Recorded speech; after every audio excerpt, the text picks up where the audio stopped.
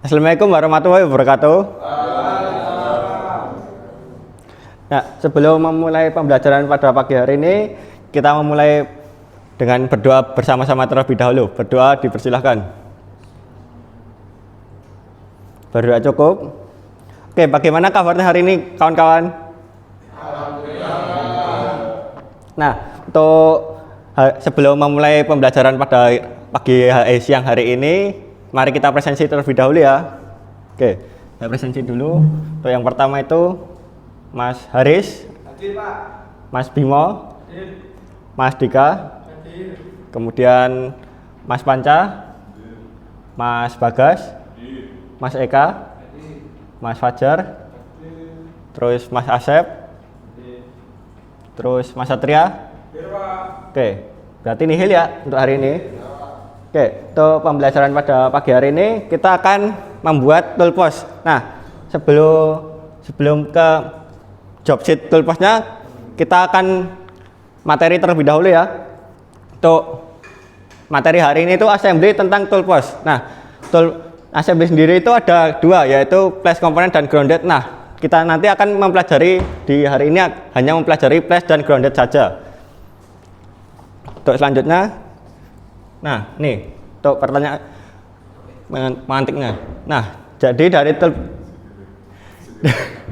dari toolbox ini, jika satu baut set screw kendurnya saat mesin berputar, apa yang terjadi pada benda kerja kita yang saat kita dibubut nanti, semisal poros atau yang lainnya?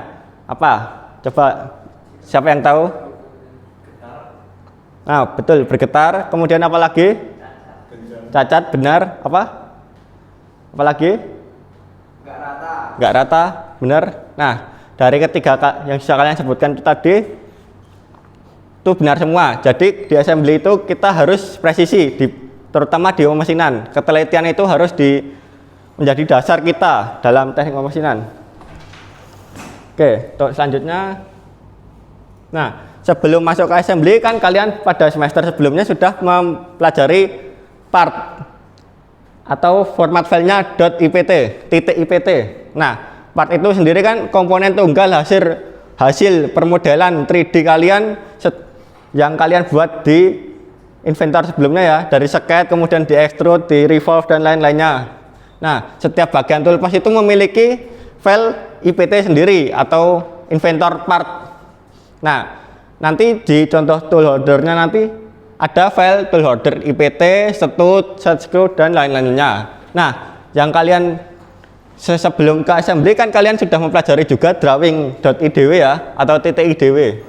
Drawing sendiri kan gambar teknik 2D resmi. Nah, dari model 3D IPT kalian. Nah, drawing sendiri kan kalian kemarin sudah semester sebelumnya sudah belajar drawing yang dimension dari part-part mungkin balok atau poros dan lain-lain gitu ya. Nah, pada hari ini kita akan mempelajari IAM ini, assembly. Apa itu assembly? Ada yang tahu? Menggabungkan. Ah, benar, menggabungkan. Nah, assembly sendiri itu menggabungkan banyak-banyak komponen dari, mungkin kalian kalau di pabrik-pabrik kan ada line assembly, line sendiri, ada line sendiri ya. Maksudnya itu line itu maksudnya ada bagian-bagiannya, ada bagian assembly, QC dan lain-lain gitu. Nah, assembly itu menggabungkan banyak file IPT menjadi satu rakitan 3D utuh. Jadi 3 dimensi yang utuh. Kan kalian part kemarin kan cuma satu file saja.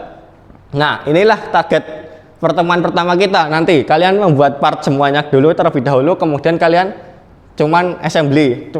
Tidak sampai selesai. Kan hanya menempatkan saja di viewport di tampilan inventornya, kemudian kalian screenshot, kemudian kalian upload ke classroomnya ya. Nah, jangan lupa sebelum ke assembly kalian mengubah nama file IPT-nya agar nanti pas kalian save itu jangan dirubah lagi IPT-nya agar tidak hilang referensinya. Nanti kan biasanya terjadi error. Nah, untuk yang pertama itu adalah tampilan assembly awal. Kan kalian kemarin sudah mempelajari tampilan untuk membuat 3D IPT ya. Sudah masih ingat belum yang 3D IPT atau masih sudah lupa? Lupa. Kalau lupa, nih yang saya lihatkan yang IPT terlebih dahulu ya.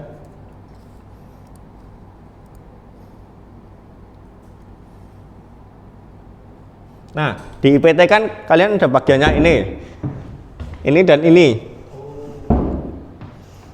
Itu IPT sendiri, dan untuk assembly itu berbeda dengan IPT. Untuk anunya, environment toolbarnya dan browser panelnya. Nah, untuk assembly sendiri saya bukakan standar. Nah, seperti wadah PPT-nya, di sebagian kiri ini ada browser panel. Coba saya lihat dari belakang dulu, kelihatan atau tidak? Kelihatan ya? Yang dari kiri itu, bagian kiri ini adalah browser panel. Nah, browser panel ini nanti ada part-part kalian di sini. Nanti kalau kalian flash komponen, nanti ada semisal ada part 1, part 2, part 3, part 4. Kalau kalian menaruh komponen IPT kalian ke dalam sini. Nah, kemudian itu ada assembly ribbon. Assembly ribbon sendiri adalah ini, atas layar ini. Nanti ada flash, ada create dan lain-lain. Untuk yang kedua itu ada viewportnya. Nah, ini tuh viewport atau apa ya? Meja kerja kalian di Inventor. Yang ini tengah kosong, nggak ada apa-apanya ini ya. Kemudian itu ada inspect panel. Inspect panel sendiri ada di sini ya, kecil ini. Inspect panel ini berfungsi sebagai kalian bisa menggeser partnya, assembly-nya, atau zoom atau merotate dan lain-lain. Nah, untuk selanjutnya saya akan kirimkan job sheet-nya sebelum, dan kalian bisa melihat ya. Ntar saya tampilkan terlebih dahulu job sheet-nya. Nah, saya kirimkan ya.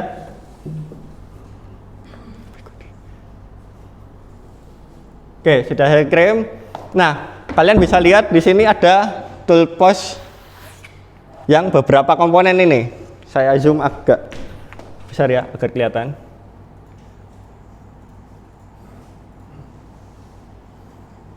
Nah, di sini kan ada, di sini kan ada gambar assembly yang sudah dieksploit. Dieksploit itu diledakin kalau di Indonesia, dipisah-pisah gitu ya.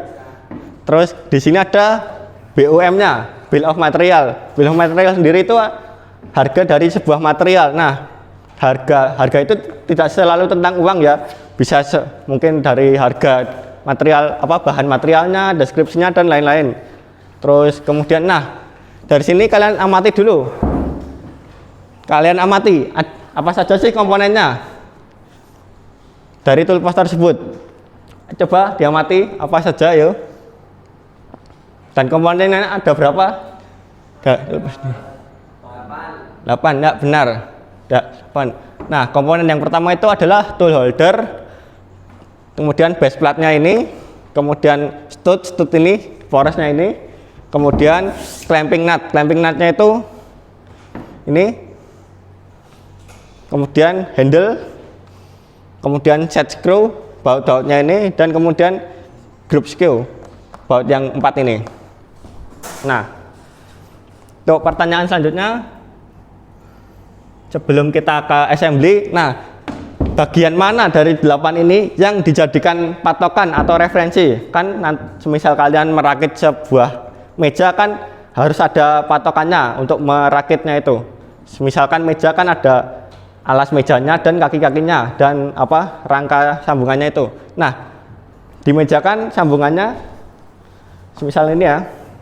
Ini alas meja. Nah, ini kan dijadikan sebagai referensi atau patokannya. Nah, jadikan kakinya gini, menyatu dengan referensinya ini. Nah, dari 8 ini mana yang dijadikan referensi? Coba ada yang tahu? Yang biru, Pak. Yang biru ini ya? Nah, benar sekali. Nilai tambah untuk Mas Haris ya. Kenapa ini? Kenapa kita pakai yang ini, bukan yang stud ini, atau pakai yang ini? Karena ini tuh solid gitu. Karena kan kita akan pasangkan ke mesin bubut. Mesin bubut kan ada referensinya juga eretan atas. Nah, ini nanti akan akan sesuai dengan eretan atasnya. Dan lubangnya akan sesuai dengan lubang eretan atas. Nah, untuk selanjutnya kalian bisa buka laptopnya dan buka inverternya. Di sini saya akan mendemonstrasikan bagaimana cara flash komponen dan groundednya terlebih dahulu saja. Yuk, bisa dibuka laptopnya dan dibuka inverternya. Bagi yang tidak membawa laptop bisa join ke temannya. Oke, sudah semua ya? Nah, untuk langkah pertama, kalau kalian nanti kelewatan, kalian bisa catat di buku atau di laptop kalian ya, di notepad atau di apa gitu.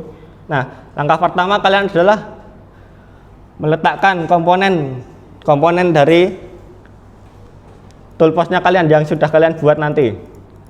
Yang pertama itu kalian bisa flash body toolboxnya dulu. Klik kiri dan klik kiri lagi, kemudian klik kanan. Oke. Nah, ini sudah kalian flash untuk bodinya tadi, body toolboxnya.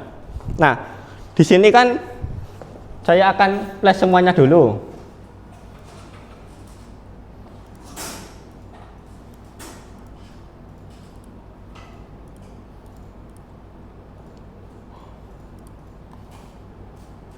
Nah, di sini kan partnya masih bisa geser-geser ya. Saya coba geser ya. Nih, bisa geser kiri kanan, kiri kanan, kiri kanan, kiri kanan, kiri kanan. Nah, bisa dilihat kan yang geser-gesernya tadi. Oke. Terus gimana sih biar caranya part-partnya ini nggak geser sebagai acuan gitu? Nah, caranya kalian itu klik kanan pada nih di body toolboxnya ini. Kalian klik kanan, kalian pilih dulu, diklik kiri dulu biar biru. Nah, setelah biru seperti itu, kalian klik kanan, kemudian kalian pilih grounded.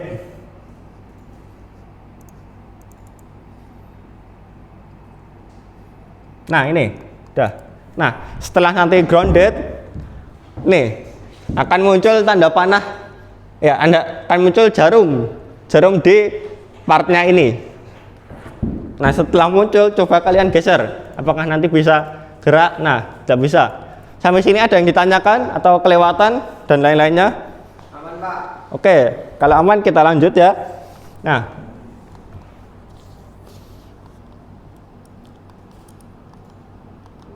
setelah kalian flash ini, kalian bisa kalau yang sudah bisa ke mengajari temannya atau ke constraint kalau kalian sudah bisa. Tuh, selanjutnya kan kita sudah belajar tentang bagaimana grounded tadi. Nah, yang perlu dicek nih, kalau kalian sudah grounded, pastikan ya jarumnya jangan sampai lupa. Yang saya tunjukkan tadi ya, nih yang grounded. Bedanya dengan yang tidak grounded, ini tidak ada jarumnya.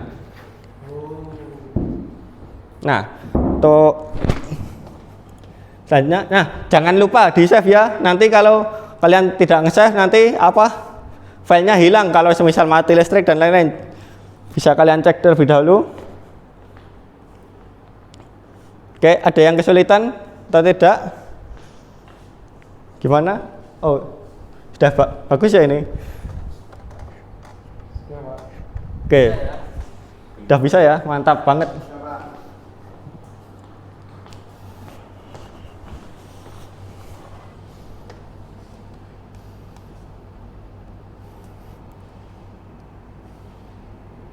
Oke, untuk selanjutnya kalian bisa menggambar part-partnya tadi, kemudian kalian assembly. Yang kalau sudah kalian save dengan nama-nama ini ya, folder. Nah, pastikan namanya itu sama, jangan sampai berubah ya. Terus jangan sampai kopas ya, atau kopas file atau mencuri file temannya. Nah, untuk pembelajaran hari ini saya akan tunjuk salah satu mengapa sih tool holder harus dijadikan grounded komponen, bukan stud atau base platnya. Yuk coba Mas Bagas. Kenapa? Komponennya itu lebih mudah Pak kalau dijadikan grounded. Kalau misal yang di grounded itu di stud atau yang lain itu kekecilan Pak. Oke, benar. Itu juga boleh karena kan untuk stud juga kan cuman poros dan base plate cuman kotak ya, kotak kecil gitu. Nah, untuk tool holder yang apa body tadi kan lebih solid gitu untuk ditempelkan ke eretan atasnya. Nah, kalian sudah paham untuk hari ini. Nah, tar. Untuk selanjutnya, pertemuan selanjutnya kalian akan mempelajari constraint dari, kan kalian sudah flash dan grounded komponen tadi. Nah, pertemuan selanjutnya kalian akan mempelajari constraint dari assembly tersebut. Constraint itu nanti kita akan menyambungkan dari mungkin poros ke lubang-lubangnya dan lain-lainnya gitu ya. Terus untuk hari ini jangan lupa folder IAM-nya tadi disimpan dengan format ini ya, toolbox, nama kalian sendiri, kemudian dicek di progresnya apakah part-partnya sudah lengkap atau belum, nanti di checklist di LKM masing-masing ya. Nah, untuk tugas mandiri kalian sebagai PR untuk sebelum pertemuan 2 kalian bisa baca bahan ajarnya. Nah, jenis constraint tadi ya, jenis-jenisnya biar besok pertemuan besok kalian lebih mudah memahami tanpa agar tidak bingung gitu. Oke. Mungkin sekian pertemuan dari saya. Bila ada salah kata, saya mohon maaf. Wassalamualaikum warahmatullahi wabarakatuh.